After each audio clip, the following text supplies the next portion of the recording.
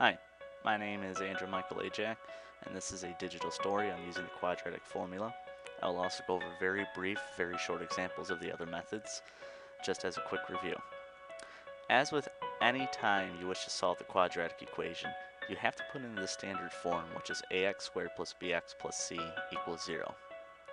So, methods you should know so far. The graphing method.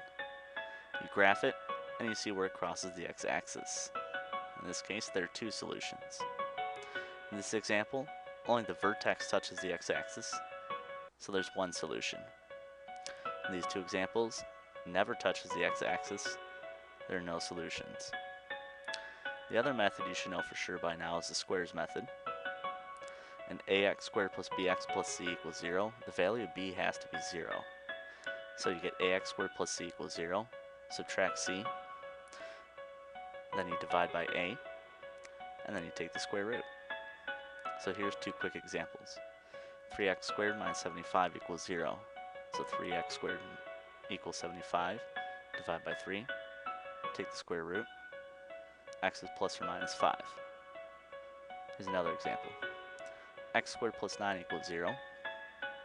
X squared equals negative 9. Take the square root. But there are no solutions because you cannot take the square root of a negative number. So we've talked about the graphing method, the squares method. Last one you should know is the factoring method. Here's an example. X squared plus 5x minus 6 equals 0. The factors of 6 are 1 and 6 and 2 and 3. So we have to see what can we pair together to get a plus 5. I can do 2 plus 3, but the problem is 2 times 3 is positive 6 instead of negative 6. I can do 6 minus 1, and 6 times negative 1 is negative 6, so that'll work. So I get x plus 6 times x minus 1. My solutions are therefore x is negative 6 and x is 1. Now, the great thing about this is it produces nice, easy to work with solutions. However, the drawback is it doesn't always work. In this example here, x squared plus 5x minus 1, the factors of 1 are 1 and 1, and there's no way you can get a plus 5, so it can't be factored. Here are a few more examples of equations that cannot be factored either.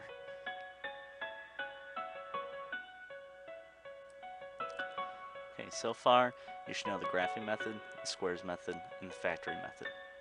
Graphing method's issue is it doesn't always cross the x-axis at a good spot. Squares method only works if b is 0, and the factoring method's drawbacks you can't always factor. So the new method is the quadratic formula. It's great because it always works, but it's bad because it's time consuming. Here's a quadratic formula. X equals negative b plus or minus the square root quantity of b squared minus 4ac, all of which is divided by 2a. It's broken into two parts. Negative b over 2a is the axis of symmetry, and then the square root of b squared minus 4ac is a special term called the discriminant. We'll talk about the discriminant later. Here's the formula again, and let's run through an example. X squared plus 5x minus 1, we said earlier we can't factor this, but you can use the quadratic formula. A is 1, b is 5, c is negative 1. So negative 5 plus or minus the square root of 5 squared minus 4 times 1 times negative 1, all divided by 2 times 1. The square root turns into a square root of 29, which is 5.39. We break the plus or minus up into two possibilities, and your solutions are 0.195 or negative 5.195. So with the quadratic formula, or solving quadratic equations, you're going to have issues where there's no solution, there's only one. We saw both of these examples in the graphing. We also saw in the squares example that you can't take the square root of a negative number, which would produce no solution.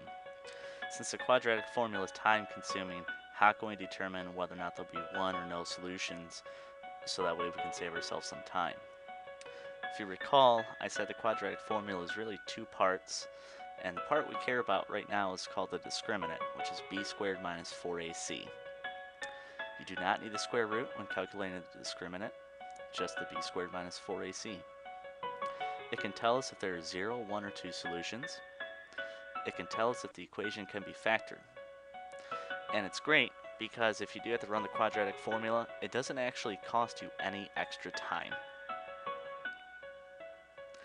So I said it can tell you if there's 0, 1, or 2 solutions, and here's how. When you solve b squared minus 4ac, if the number is positive, there are 2 solutions. If it's 0, there's 1 solution, and you can shortcut it to call it negative b over 2a. If it's negative, then there are no solutions. So let's do some examples with the discriminant. X squared plus x minus 17. A is 1, b is 1, c is negative 17.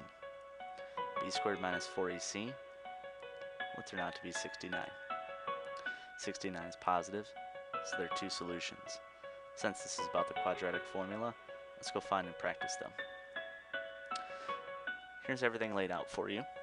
I said that it would not be any more time consuming. You see, I did not plug in any values for the b squared minus 4ac because I've already calculated it's 69. The square root of 69 is 8.31. And then we go ahead and break it up into the plus 8.31 and the minus 3.81, or 8.31 rather. And then our final answer is 3.655, or negative 4.655. Let's go through a few more examples. X squared plus 4x plus 4. A is 1, b is 4, c is 4. B squared minus 4ac will be 0.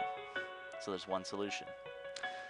If there's 1 solution, and since the discriminant is 0, the answer is just going to be negative b over 2a. Recall that b was 4 and a was 1.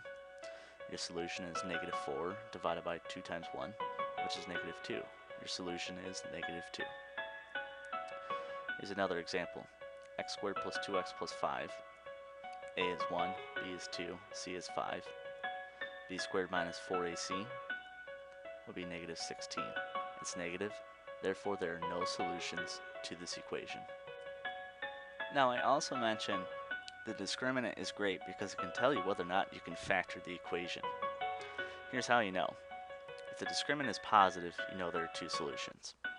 If that positive number is a perfect square, say 1 squared is 1, 2 squared is 4, 3 squared is 9, and so on and so forth, then the equation can be factored. Now here's what I want you to do. I want you to try. I'm going to put 3 equations up. I want you to first determine the discriminant and therefore how many solutions there are. Then, if there are solutions, I want you to determine what they are. Now, I'm going to pause talking for 10 seconds, so what I want you to do is once I display the equations, I want you to pause this video and try them on your own. Okay, ready? Here you go. Hit pause.